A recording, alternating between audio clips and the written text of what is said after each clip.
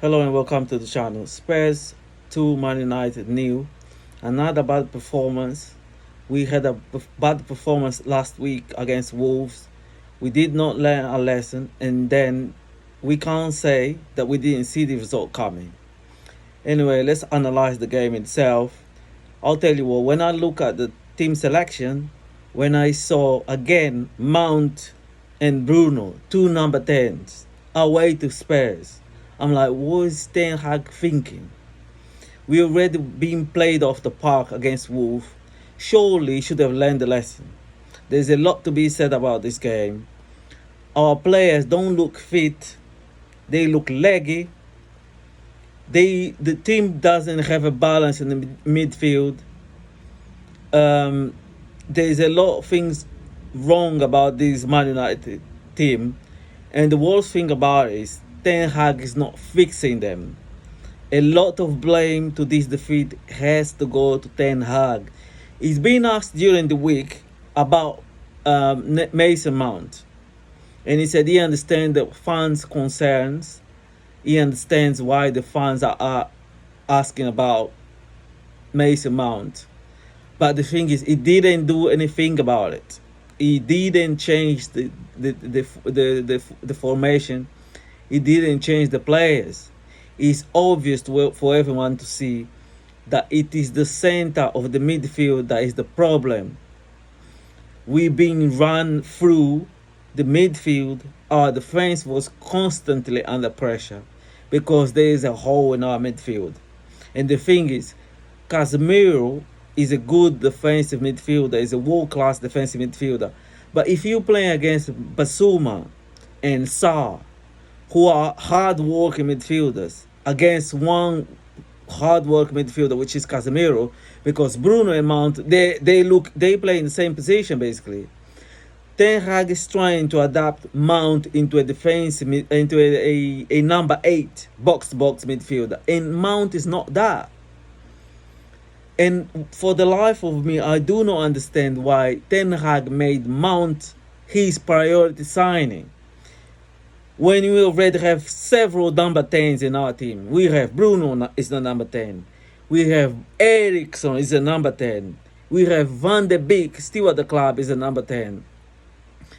And his priority sign is a number 10, which is Mount, another number 10. His priority signing should be Amrabat, a player like Amrabat. Or like Chelsea went for Casido. Why didn't we go for Casido? You know what I mean? These are the type of players. And City bought from Chelsea. City bought what's his name? Kovacic. If we had to buy a player from Chelsea, should have been Kovacic, because Kovacic is the number 8 that supports the number 6, and that's what we need. A number 6 to play alongside Casemiro, or a number 8 who is box, who can support Casemiro in the midfield. We didn't need a number 10. We didn't need another number 10. I would argue we didn't even have to spend the money on a goalkeeper, because David De Gea could have still played for us one more year. I mean, Ten Hag needs to fix these problems. And I do not understand how our players are so unfit. How our players are so leggy.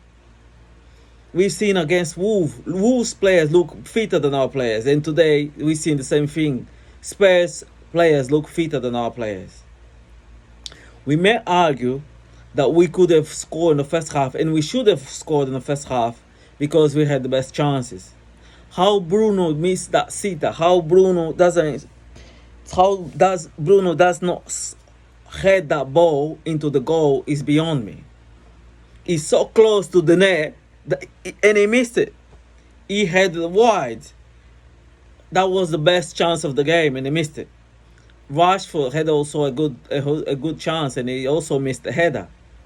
We should have scored in the first half, and also let's not forget we should have got a penalty.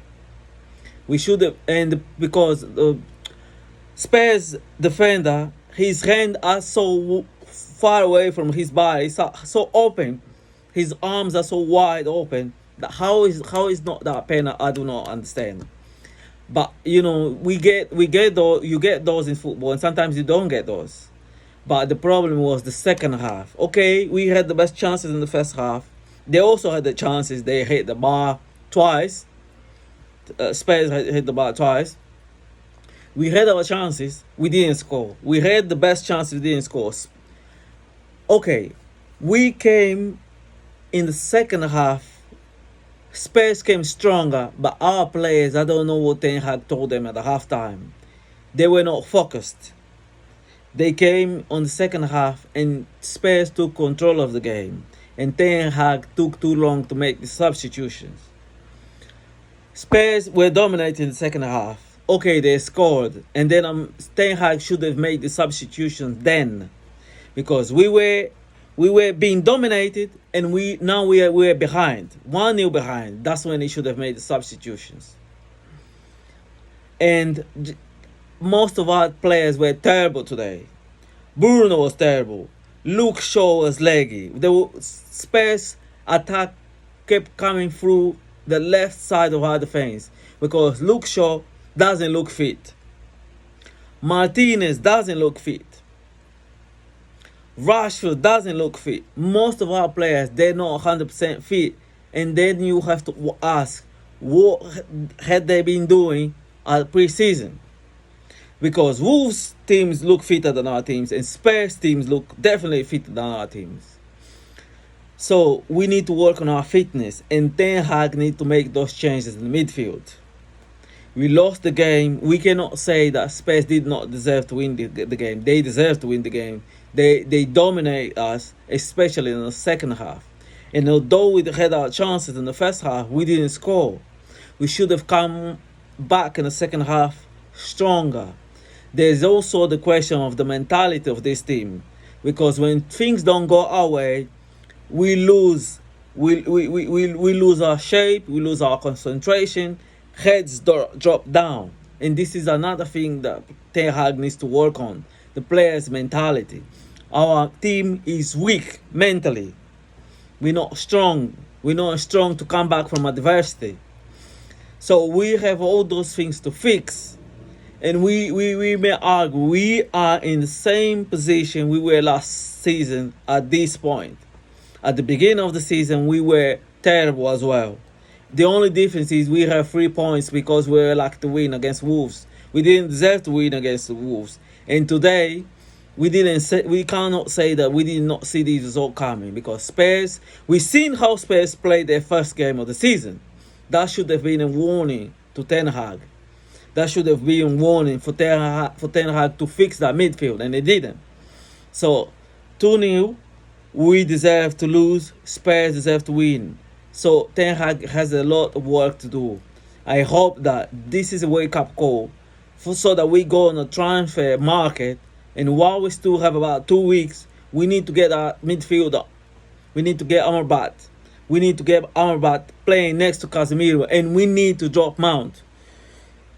I was hoping that Ten Hag was going to drop Mount and play McTominay. Because McTominay, at least, he plays as a number 8 or as a number 6. McTominay could have supported Casemiro. Playing against Spurs away, I was hoping that Ten Hag would have played McTominay, who's got a bit of a bite about him, who is a combative midfielder. And that's what we need, playing away against the Spurs midfield, Basuma and Sarr, both in the midfield. We need a player that can support Casemiro. And that player is not Mount, and that player is not Eriksen. I would have played McTominay instead. Anyways, sad to lose. We only have 3 points, but we deserve. We are where we deserve to be. We are disappointed, and we need to fix. Ten Hag needs to fix those problems as soon as possible. Anyway, thank you for watching. I'll see you in my next video. Thank you. Bye.